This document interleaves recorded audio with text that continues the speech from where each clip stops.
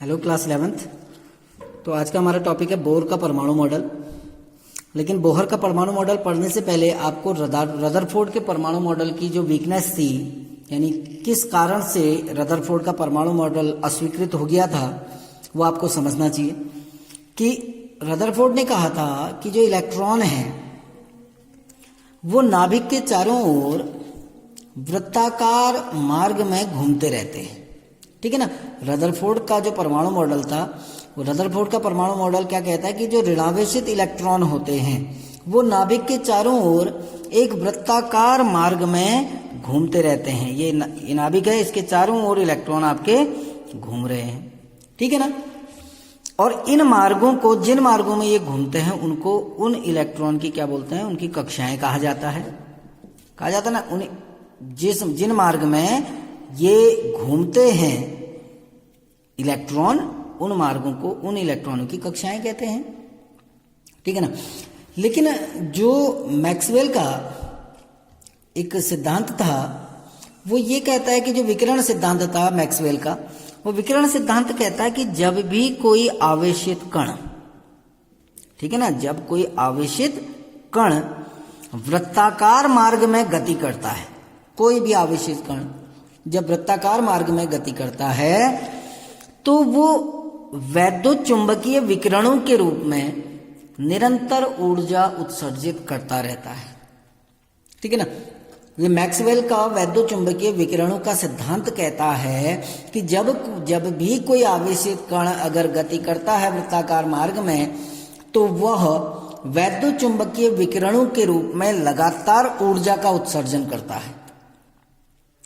क्योंकि इलेक्ट्रॉन भी एक आवेशित कण है, हमें पता है इलेक्ट्रॉन पर आवेश होता है, तो इलेक्ट्रॉन भी एक आवेशित कण है।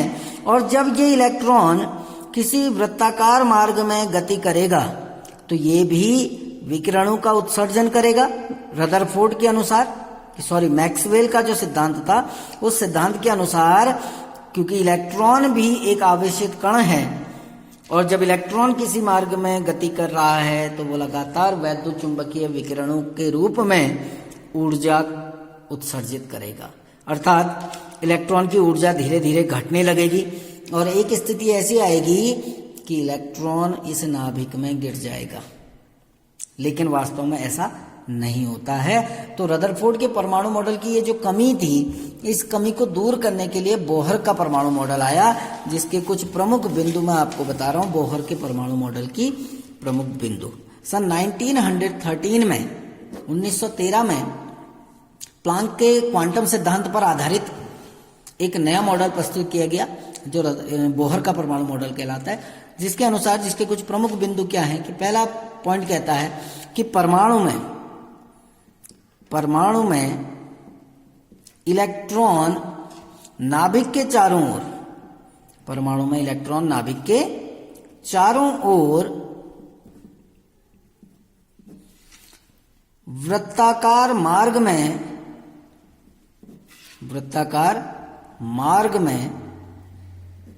घूमते हैं, वृत्ताकार मार्ग में घूमते हैं, जिन्हें कक्षाएं कहते हैं,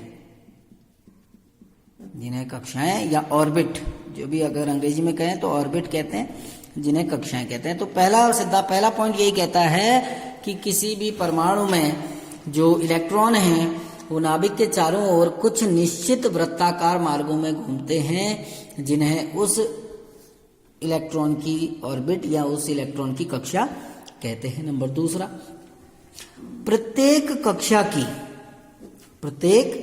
कक्षा की एक निश्चित ऊर्जा होती है, एक निश्चित ऊर्जा होती है। यानी प्रत्येक कक्षा की जो ऊर्जा होगी वो निश्चित होती है। ठीक है ना। इसीलिए इनको ऊर्जा स्तर भी कहते हैं। इन्हें ऊर्जा स्तर या ऊर्जा कोष भी कहते हैं। किस लिए कहते हैं? क्योंकि इनकी एक निश्चित ऊर्जा होती है। ठीक है ना। प्रत्येक कोष की एक निश्चित ऊर्जा होती है। और कितने, इन कोषों को 1, 2, 3, 4 एक्सेट्रा या KLMN एक्सेट्रा आगे भी हो सकते हैं, ठीक है ना, द्वारा प्रदर्शित किया जाता है। ये इनको प्रदर्शित करने का तरीका है, द्वारा प्रदर्शित किया जाता है, ठीक है ना। तो दो बिंदु हो गए। पहला बिंदु क्या था कि जो इलेक्ट्रॉन हैं वो नाभिक के चारों ओर वृत्ताकार मार्ग में गति करते हैं, जिन्हें उस इलेक्ट्रॉन की क्या बोलते हैं, ऑर्बिट कहते हैं या कक्षा कहते हैं। प्रत्येक कक्षा की एक ऊर्जा निश्चित होती है, इसीलिए इनको ऊर्जा स्तर या ऊर्जा कोष भी कहते हैं। इन ऊर्जा स्तर या कोषों को प्रदर्शित करने के लिए 1 2 3 4 का प्रयोग किया जाता है या KLMN का प्रयोग किया जाता है।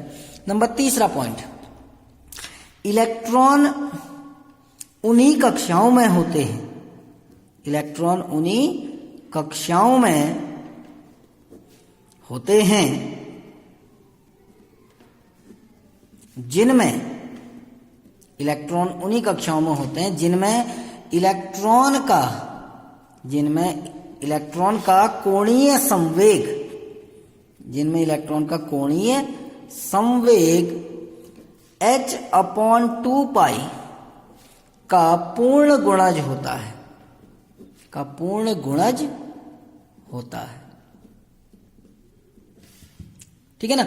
यानी इलेक्ट्रॉन का जो कोणीय संवेग होगा, जिसको MVR कहते हैं हम, इज इक्वल टू NH/2π, ठीक है ना, जहां n बराबर 1 2 3 4 एक्सेट्रा, ठीक है ना।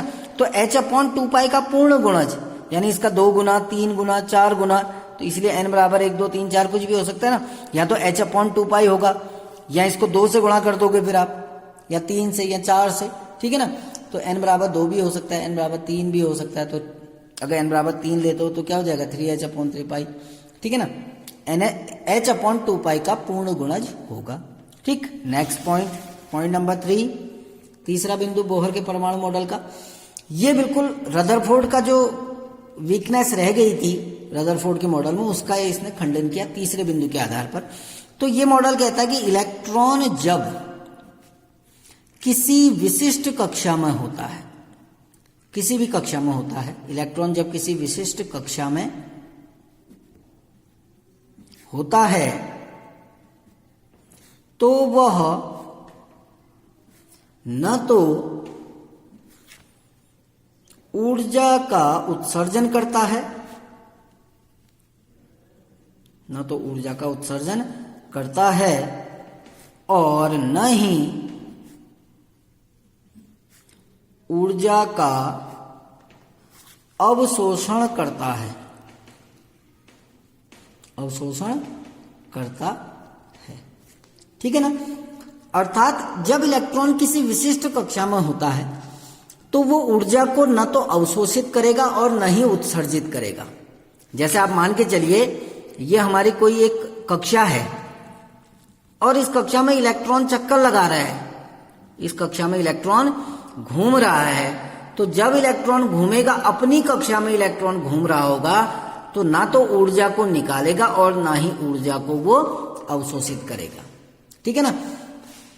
यानी जब इलेक्ट्रॉन किसी एक कक्षा में घूमता है तो वो ना तो ऊर्जा का उत्सर्जन करता है और ना ही अवशोषण करता है, ठीक है ना।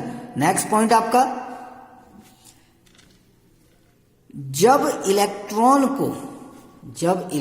को ऊर्जा दी जाती है, ऊर्जा दी जाती है तो वह ऊर्जा को अवशोषित कर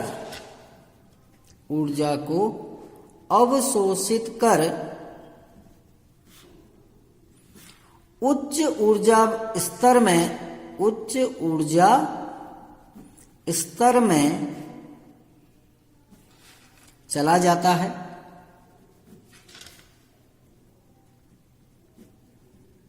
जिसे इलेक्ट्रॉन की उत्तेजित अवस्था कहते हैं, इलेक्ट्रॉन की उत्तेजित अवस्था कहते हैं, ठीक है ना।